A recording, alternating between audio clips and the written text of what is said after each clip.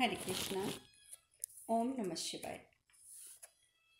कल हमने कथा में विश्राम लिया था कि महादेव देवी सती की बातों से क्रोधित हो जाते हैं और उन्हें जाने के लिए कह देते हैं और देवी सती वहाँ से प्रस्थान कर जाती हैं। दूसरी ओर हमने ये भी चर्चा की थी कि ऋषि भृगु जो हैं वो सतबीज के भेजे हुए मंत्री के अंदर चलने वाली बातों को भांप जाते हैं और उसे वो बंदी बना देते हैं। और तीसरी चर्चा हमने ये की थी कि महादेव जब जंगल की ओर चले जाते हैं तो वहाँ उन्हें कुछ लोग दिखते हैं जो लकड़ियाँ काट रहे हैं, पेड़ काट रहे हैं, जिसके लिए महादेव उन्हें समझाने का प्रयास करते हैं कि वो जो कर रहे हैं वो सही नहीं है। महादेव यहाँ तक कहते हैं कि इतने इतने बड़े यज्ञों की आवश्यकता क्या है, और यदि यज्ञ करने भी हैं तो स्वयं पेड़ों से गिरी हुई लकड़ियों से यज्ञ करो, सूखी हुई गिरी हुई लकड़ियों को चुनो और उससे यज्ञ करो, ना कि पेड़ों को काट कर उनकी लकड़ियों को सुखा कर और उनसे यज्ञ किया जाए। उस यज्ञ का कोई फायदा नहीं होगा जो आप इस प्रकार से प्रकृति का हनन करके करोगे। महादेव उन्हें चेतावनी भी देते हैं कि अभी तुम सब अपनी क्रूरता दिखा रहे हो, अपना दुर्व्यवहार दिखा रहे हो प्रकृति के प्रति, परंतु जिस समय प्रकृति अपना प्रचंड रूप धारण करेगी उस समय अपनी नगण्यता का बोध होगा। और अभी भी जिस प्रकार से आप जानते ही हैं कि वायरस फैला हुआ है, और ये भी हर इंसान को पता है कि ये वायरस शुरुआत कहाँ से हुई है, उन इंसानों से फैला ये दूसरे इंसानों में जिन्होंने वायरस से प्रकोपित जो जानवर थे उनका भक्षण किया है। और आप जानते हैं कि प्रकृति ने जब अलग अलग योनियां बनाई हैं, 84 प्रकार की हमारी योनियां हैं, अर्थात 84 प्रकार के अलग अलग जीव जंतु हैं जिनमें प्राण बसते हैं। और प्रकृति ने ये भी तय किया है कि कौन किसका भक्षण कर सकता है। सर्वविदित है कि इंसानों के पास तो ऐसे दांत भी नहीं हैं, ऐसी पेट में आते भी नहीं हैं जो इस प्रकार के मांसों को और इन सब चीज़ों को हजम कर सके, डाइजेस्ट कर सके, परंतु फिर भी जो लोग ये खाते हैं तो कहीं ना कहीं प्रकृति अपना रूप, प्रचंड रूप धारण करके इस समय इस वायरस के रूप में फैल रही है। अब इस बात को सुनने के बाद हो सकता है कि कई मेरे भाई बहनों के मन में ये भी प्रश्न आएगा कि ये तो कहा जा रहा है कि इस वायरस को फैलाया गया है। चलो इस बात को भी मान लेते हैं कि ज़बरदस्ती इस वायरस को फैलाया गया है, लेकिन ये फैला कैसे? अगर एक किसी जानवर में डाला भी गया, ठीक है, उस जानवर में इस वायरस को यदि फैलाया भी गया, उस जानवर के अंदर इंजेक्ट भी किया गया, अगर 1 मिनट के लिए मान भी लो, तो भी उस जानवर को अंततः किसी मनुष्य ने खाया तभी ये वायरस फैला ना। और प्रकृति तो सहायता कर रही है, उस वायरस को और ज़्यादा तेज़ी से फैलाने में हमारी सहायता कर रही है। क्यों? क्योंकि प्रकृति भी थकी हुई है, जो पशु भक्षण हो रहा है इस संसार में, लोग दिन ब दिन क्रूरता की ओर बढ़ते जा रहे हैं, बुरी तरीके से अग्रसर हो रहे हैं, तो प्रकृति ने तो अपना प्रचंड रूप दिखाना ही था, चाहे वो इंसानों द्वारा क्रिएट किया गया हो, चाहे इंसानों द्वारा फैलाया गया हो, लेकिन उसको फैलाने में मदद तो प्रकृति ही कर रही है कि एक मनुष्य से दूसरे मनुष्य, दूसरे मनुष्य से तीसरे मनुष्य में। तो ये तो होगा, और जब तक लोग जीव हत्या करते रहेंगे तब इस प्रकार के अलग अलग वायरसेस आते रहेंगे। और ये भी बहुत बड़ा सत्य है कि स्वाइन फ्लू आ जाता है तो क्या कह दिया जाता है, जी थोड़े टाइम चिकन मत खाओ, अब कोरोना आ गया है तो थोड़े कुछ समय के लिए बैट मत खाओ, कोई और पता नहीं कौन सा एक और वायरस आया था, थोड़े टाइम के लिए सुअर मत खाओ।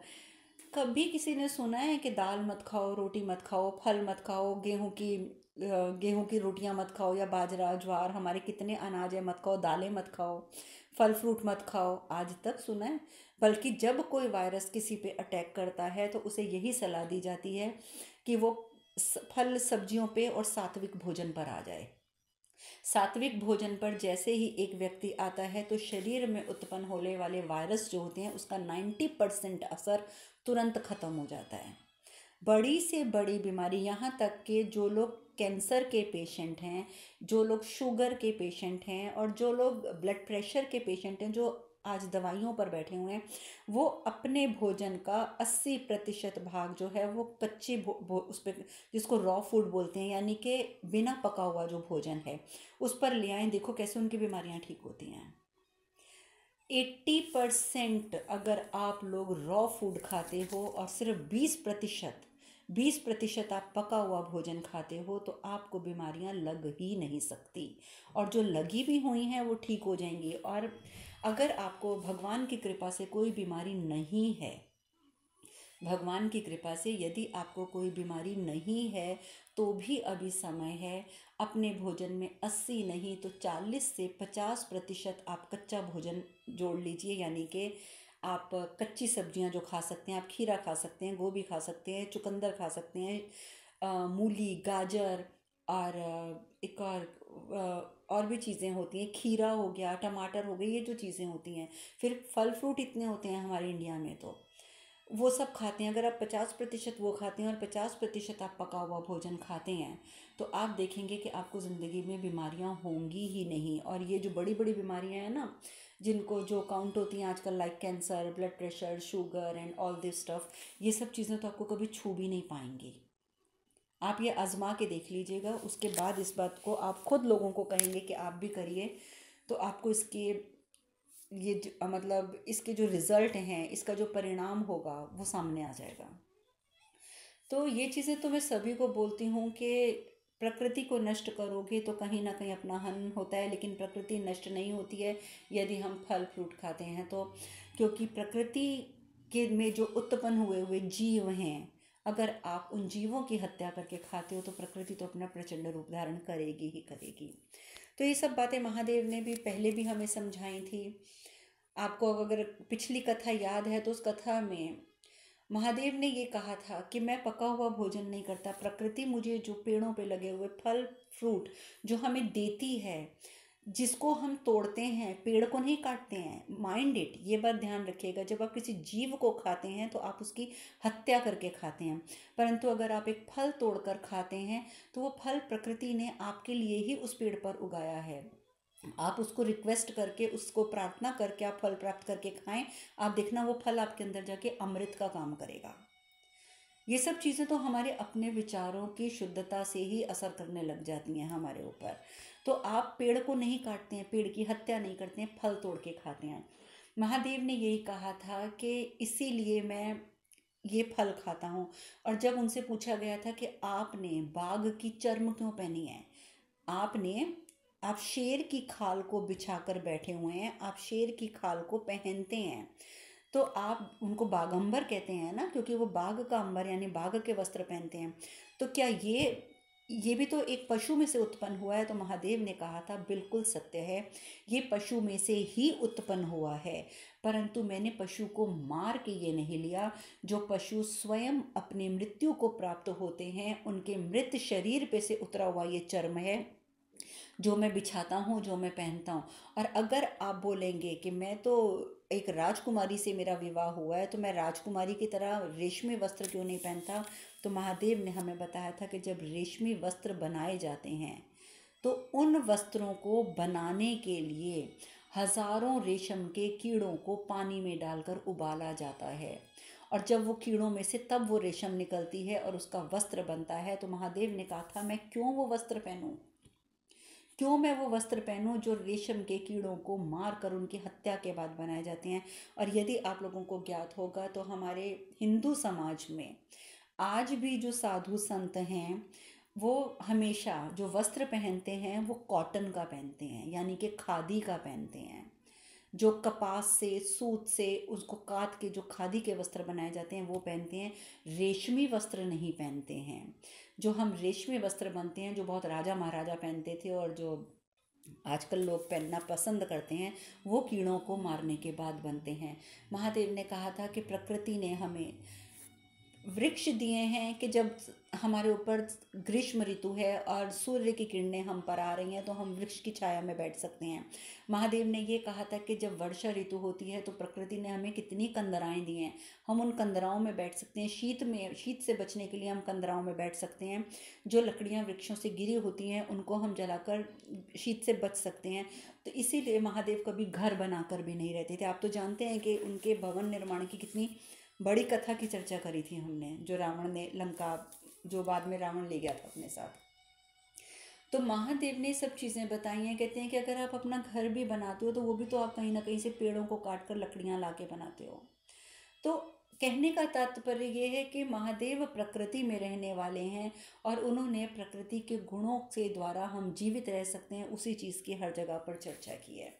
तो आज ये दूसरी चर्चाएं बहुत हो गई हैं। अब हम वापस अपनी कथा पर आते हैं कि महादेव ने उन्हें समझाने का बहुत प्रयास किया उन व्यक्तियों को, परंतु वो व्यक्ति फिर भी वृक्ष काटने लग गए दोबारा।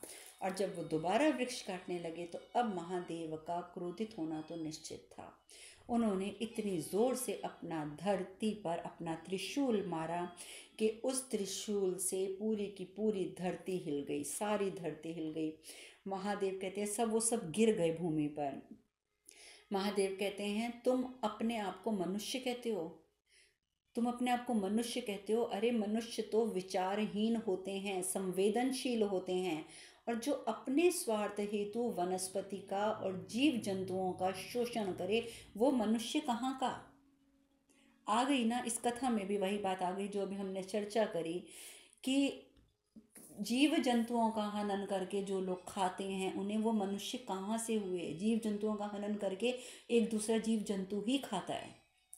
मनुष्य संवेदनशील होते हैं, महादेव कहते हैं विचारवान होते हैं, वो ये सब हरकतें नहीं करते। तुम अपने आप को मनुष्य कैसे कह सकते हो। तुम प्रकृति पर अत्याचार कर रहे हो। तुम्हें क्या लगता है कि ये तुम इन वृक्षों को काट रहे हो, ये वृक्ष तुम्हारा विरोध नहीं कर रहे, तुम्हारे आके तुम्हें वो कह नहीं रहे कि नहीं नहीं हमें मत काटो मत काटो। अगर ये वृक्ष तुम्हारा विरोध नहीं कर रहे तो तुमने क्या सोच लिया कि इन्हें कष्ट नहीं होता। तुम्हें ये लगा जब तुम एक वृक्ष के ऊपर, एक जीवित वृक्ष के ऊपर जब आरी चलाते हो, जो वृक्ष सूखा हुआ नहीं है, तो तुम जानते हो कि उसको कितना कष्ट होता है। यदि इन वृक्षों को जब तुम काट रहे हो उसमें से रक्त नहीं निकल रहा तो तुम्हें लग रहा है, तुम लोगों ने ये बात को स्वीकार कर लिया कि इन्हें पीड़ा नहीं होती। ऐसा कुछ नहीं होता। तुम एक बार भी तुमने कभी ये सोचा है कि तुम इन वृक्षों को काट कर उन्हें कितनी पीड़ा दे रहे हो। वो तुम्हारा विरोध नहीं कर रहे या उनका रक्त नहीं निकल रहा तो तुम्हें लग रहा है कि उन्हें पीड़ा हो ही नहीं रही है। इतना याद रखना कि एक वृक्ष काट कर तुम उससे उसकी संतान छीन लेते हो, क्योंकि तभी तो जो वृक्ष है, वृक्ष से ही तो बीज उगेगा, बीज से नया वृक्ष उगेगा। तो तुम वृक्षों को फलीभूत होने से रोकते हो और तो और तुम पशु पक्षियों का आश्रय छीन लेते हो। देखो जरा कि जब ये वृक्षों के ऊपर कितने घोंसले बने हुए हैं, कितने जीव जंतु हैं जो इन वृक्षों पर रहते हैं, तुम उनका उनका आश्रय छीन रहे हो। तुम अपने आप को मनुष्य कहते हो। इतनी सब बातें सुन के अंततः वो लोग क्षमा याचना करते हैं महादेव से और ये भी कहते हैं कि हमें क्षमा कर दीजिए, हमसे बहुत बड़ी भूल हुई। महादेव कहते हैं तो जाओ, जाकर कह दो अपने राजा को कि वृक्षों का सम्मान करे, प्रकृति का हनन नहीं करे। जिस दिन वो वृक्षों का सम्मान करेगा, प्रकृति का सम्मान करेगा, उनका हनन बंद कर देगा, तो उसी समय उसके राज्य में समृद्धि और उन्नति जो है स्वयं ही प्राप्त होनी शुरू हो जाएगी। अंगीरा ऋषि किस लिए हवन कर रहे थे कि मेरे राज्य में सुख समृद्धि नहीं है, उन्नति नहीं हो रही। तो महादेव ने यही कहा कि जब प्रकृति का सम्मान करोगे तो सुख समृद्धि और उन्नति तो स्वयं ही प्राप्त कर लोगे। इस प्रकार से वो लोग, जो वो मनुष्य होते हैं, वो वहाँ से प्रस्थान कर जाते हैं अंगीरा ऋषि को ये सूचना देने के लिए। वहीं दूसरी ओर ऋषि भृगु दक्ष के पास पहुँच जाते हैं, क्योंकि जैसा कि मैंने बताया कि सती की बहनें कहती हैं कि हम यहीं पर सती का इंतज़ार करेंगे। तो भृगु ऋषि कहते हैं कि उचित है लेकिन मुझे जाना होगा। वो दक्ष के पास पहुंचते हैं और बोलते हैं कि समस्या है कि वहाँ पर बहुत बड़ी, कि देवी सती जो है वो जंगल में गई थी और वो लौटी नहीं है, आज 2 दिन हो गए हैं। तो दक्ष बहुत हैरान होते हैं, कहते हैं कमाल की बात है, मेरी पुत्रियां उसे ढूंढने में असमर्थ रहीं, मेरी सेना उसे ढूंढने में असमर्थ रही, और भृगु ऋषि आप उसे ढूंढने में असमर्थ रहे। ग्रह नक्षत्रों की स्थिति से आप तो अच्छी तरह से परिचित हैं, तो आप पता कीजिए ना कि सती कहाँ पर है। आप अपने ग्रह नक्षत्रों के द्वारा क्यों पता नहीं कर सकते हैं कि सती कहाँ पर है। भृगु ऋषि कहते हैं प्रजापति, आपको क्या लगता है कि मैंने प्रयास नहीं किया था। मैंने असफल प्रयास किया है, क्योंकि मेरा प्रयास जो है वो असफल है। क्यों? क्योंकि इस दशा में ग्रह नक्षत्र सती की स्थिति को जानने में असमर्थ हैं। और जो ये दशा है जिसमें स्थिति हम नहीं जान पा रहे कि सती कहाँ पर है, इसका अर्थ ये है कि सती किसी ऐसे स्थान पर है जो ग्रह नक्षत्रों के प्रभाव से परे है। यही कारण है हम लोग जब परेशान होते हैं तो हम मंदिर जाते हैं ना। हम मंदिरों में क्यों जाते हैं? जहाँ पर भगवान का निवास स्थान होता है वहाँ पर ग्रह नक्षत्र अपना प्रभाव नहीं दिखाते हैं। आप जानते हैं कि आपके जैसे सपोज आपका बहुत बड़ा घर है और आपके घर में कोई समस्या चल रही है, आप उस समस्या से बहुत परेशान होते हैं, परंतु आपका एक घर का एक वो कमरा जो आपने एक मेडिटेशन हॉल बनाया हुआ है, अपना एक पूजा घर बनाया हुआ है, आप वहाँ जाकर बैठते हैं तो उतनी बड़ी बड़ी समस्याओं में भी आपको शांति प्राप्त होती है, क्योंकि उस क्षेत्र पर जहाँ पर आपने भगवान का प्राण प्रतिष्ठा की हुई है वहाँ पर ग्रह नक्षत्रों का प्रभाव नहीं पड़ता, इसीलिए आपको वहाँ शांति मिलती है। आप विचलित नहीं होते और कुछ समय के लिए आप अपनी समस्याओं से भी बाहर निकल आते हैं। इसीलिए कहा जाता है कि घर में पूजा स्थान बहुत आवश्यक होता है। यही बात यहाँ पर भृगु ऋषि ने बताई दक्ष प्रजापति को कि सती ऐसे स्थान पर है जो ग्रह नक्षत्रों के प्रभाव से पूरी तरीके से परे है। इसीलिए मैं ढूंढ नहीं पा रहा, इसीलिए मैं ढूंढ नहीं पा रहा, इसीलिए मैं ढूंढ नहीं। अब आप सोचेंगे कि देवी सती तो जंगल में है, तो वो जंगल क्यों ग्रह नक्षत्रों के प्रभाव से परे है? कि भृगु ऋषि समझ नहीं पा रहे हैं, तो वो इसीलिए परे है क्योंकि उस जंगल में इस समय महादेव का वास है और त्रिदेवों का वास जहाँ पर होता है वहाँ पर कभी ग्रह नक्षत्रों का प्रभाव नहीं पहुँचता। दक्ष प्रजापति कहते हैं अगर आपको लगता है कि ऐसी स्थिति है तो फिर तो अब मुझे ही जाना होगा, अपनी पुत्री के लिए मुझे ही जाना होगा। तो ऋषि कश्यप कहते हैं आप जाकर क्या करेंगे? जब ऋषि भृगु पता नहीं लगा पाए कि सती कहाँ पर है तो आप कैसे पता लगाएंगे? लेकिन दक्ष प्रजापति कहते हैं कि इसके लिए मुझे यदि त्रिदेवों की भी सहायता लेनी पड़ी तो मैं त्रिदेवों की भी सहायता लूँगा, अवश्य लूँगा। और मुझे इतना पता है कि मेरा तात्पर्य कहने का ये है कि इस समस्या का कारण त्रिदेवों में से एक है और समस्या का समाधान भी त्रिदेवों में से ही कोई होगा। मेरे प्रस्थान का प्रबंध किया जाए, मैं तुरंत यहाँ से प्रस्थान करूँगा। और इस प्रकार से दक्ष प्रजापति प्रस्थान करने के लिए तत्पर हो जाते हैं। वहीं दूसरी ओर देवी सती आगे बढ़ती जा रही हैं, बढ़ती जा रही हैं। अब वो अपने मन ही मन में सोचती हैं कि कितनी उत्सुकता थी मेरे अंदर कि मैं भ्रमण करूंगी, नए नए लोगों से मिलूंगी, नए नए अनुभव करूंगी, नई नई चीज़ें देखूंगी, परंतु इस 2 दिन की यात्रा में तो मुझे अनुभूतियाँ तो बहुत हुई और बहुत अजब अजब अनुभूतियाँ हुई हैं। मुझे तो ये पता ही नहीं चला कि ऐसा वन, मतलब यहाँ आने से पूर्व मुझे तो कभी पता ही नहीं चल सकता था कि ऐसा वन और ऐसे अद्भुत व्यक्ति भी होते हैं। अद्भुत व्यक्ति यानी कि महादेव के बारे में वो सोच रही हैं कि ऐसे वन भी होते हैं, ऐसे अद्भुत व्यक्ति भी होते हैं। परंतु अब जैसे जैसे वो अब उस पहाड़ को पार कर चुकी हैं, उस पर्वत को पार कर चुकी हैं, अपने शिविर के काफ़ी करीब पहुंच चुकी हैं, परंतु वो साथ ही लेकिन उनके मन में एक ही विचार चल रहे हैं कि अपने संसार के करीब होते हुए भी मुझे सिर्फ उसी वन का ख्याल आ रहा है। कितना काल्पनिक सा वन था वो, और उसमें वो वास करने वाला व्यक्ति भी कितना काल्पनिक था। और ना चाहते हुए भी देवी सती सिर्फ और सिर्फ महादेव के बारे में और उस वन के बारे में सोचती हैं।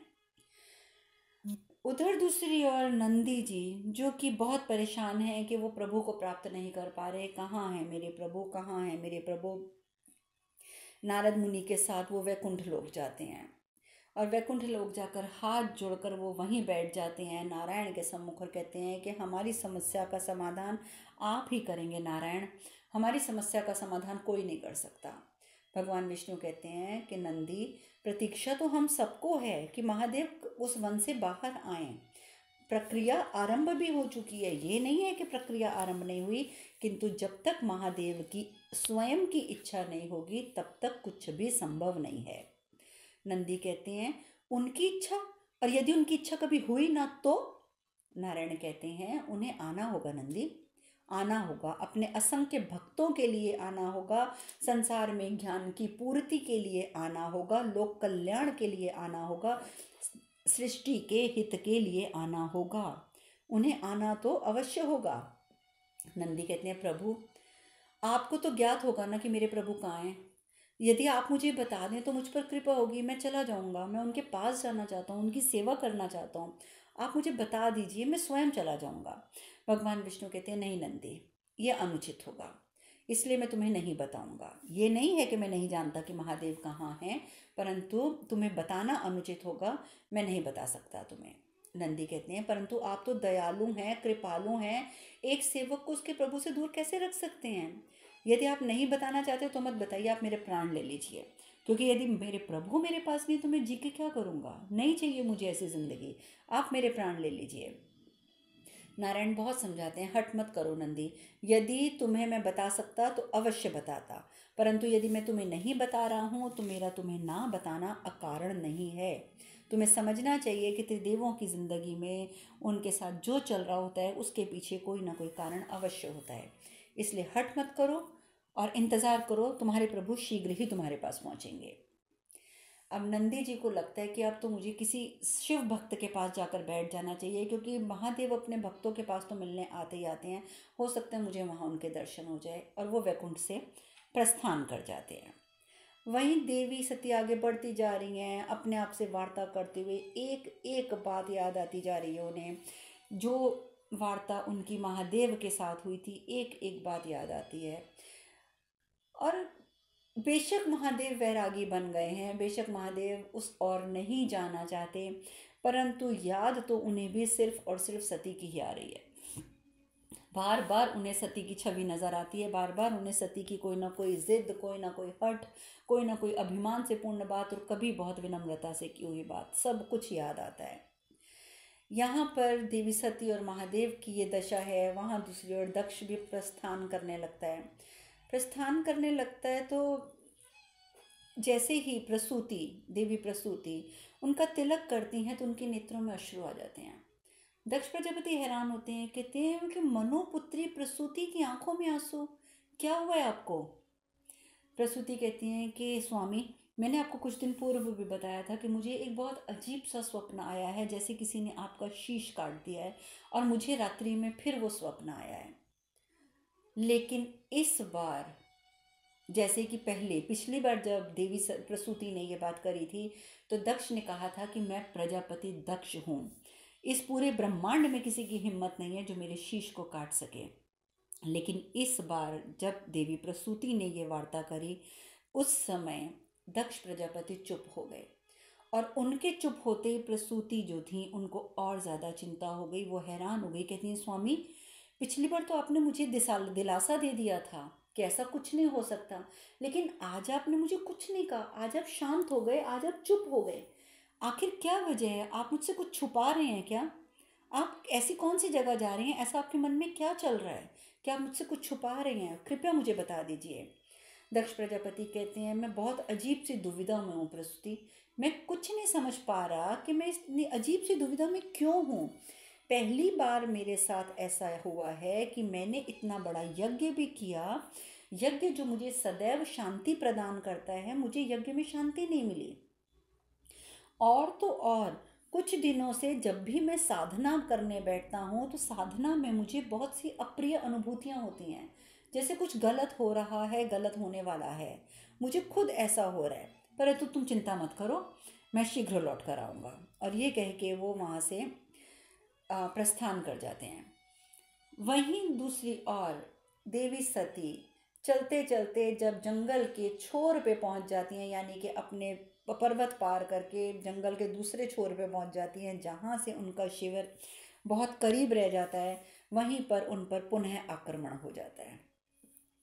पुनः आक्रमण हो जाता है और उनके ऊपर तीर छोड़े जाते हैं, और वो घबरा जाती हैं कि ये क्या हो रहा है।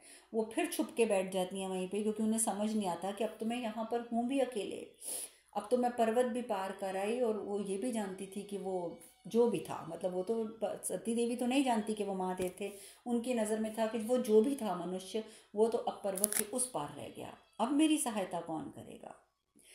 और इस प्रकार से वो वहीं एक वृक्ष के पीछे छुप के बैठ जाती हैं।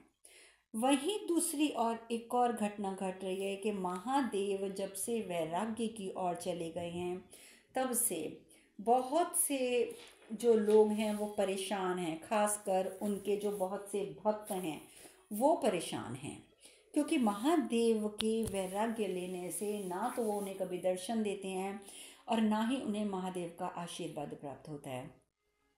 अब महादेव दर्शन देते हैं, ये बात मैंने इसीलिए कही क्योंकि कथा में हम पहले भी चर्चा कर चुके हैं कि सतयुग में, ये सतयुग की कथा है देवी सती की, तो सतयुग में अपने भक्तों को महादेव प्रत्यक्ष जाकर दर्शन देते थे। महादेव क्या, त्रिदेव प्रत्यक्ष जाकर दर्शन देते थे। तो मैंने इसीलिए कहा कि इन दिनों वैराग्य लेने की वजह से भक्तों को भी महादेव के दर्शन प्राप्त नहीं हो रहे थे। ऋषि दधीची की कथा हमने बहुत विस्तार पूर्वक सुनी है। आप जानते हैं कि ऋषि दधीची की वजह से ही देवी सती सबसे पहले महादेव की ओर आकर्षित हुई थी। महादेव के बारे में सब कुछ ऋषि दधीची ने ही बताया था देवी सती को, जबकि उस समय तो सती के राज्य में महादेव की चर्चा करना भी प्रतिबंधित था। परंतु फिर भी वो रास्ता भटक कर ऋषि दधीची के आश्रम में पहुंची थी और महादेव और शिवलिंग और ये वो सब कुछ उनको ज्ञात हुआ था। और ऋषि दधीची के आश्रम के उस बड़े शिवलिंग के सम्मुख उपस्थित हुए हुए छोटे शिवलिंग के पास ही वो रुद्राक्ष भी छोड़ के आई थी, जो उन्हें एक नदी में बहता हुआ प्राप्त हुआ था। तो ये सब कथा आप पहले सुन चुके हैं, इसलिए मैं इसको दोबारा यहाँ दोहरा नहीं रही हूँ।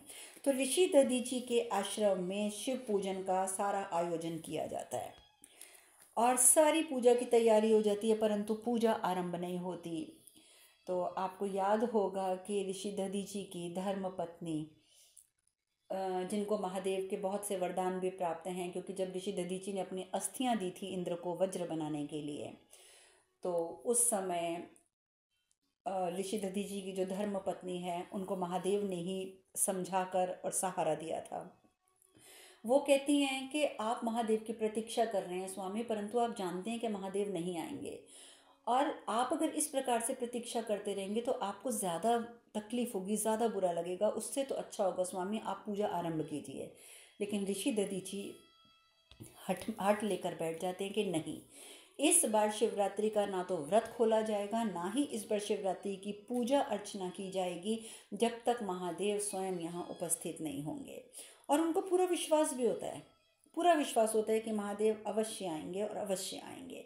वो कहते हैं कि आज वो अपने भक्तों को निराश नहीं कर सकते। वो सब धरती पे बैठ जाते हैं और महादेव का आवाहन करते हैं, सब संयुक्त स्वरों में रुद्राष्टकम का पाठ करते हैं। अब ब्रह्मा जी और विष्णु जी वो जब ये देखते हैं तो वो महादेव के पास जाते हैं और महादेव से जाकर कहते हैं कि देखिए महादेव, एक और काम सक्रिय हो चुका है, वो अपने कार्य हेतु निकल पड़ा है जिसके दूरगामी परिणाम होंगे। तो महादेव कहते हैं पर ये सब बातें आप मुझे क्यों बता रहे हैं? मैं आपको कह चुका हूँ कि आप दोनों वही कीजिए जो सृष्टि के संचालन हेतु उचित है, और जो आप दोनों को उचित लगता है आप वो कीजिए, मैं आपको रोक नहीं रहा हूँ। लेकिन भगवान विष्णु कहते हैं किंतु आप कब तक संचालन के दायित्व से दूर रहेंगे?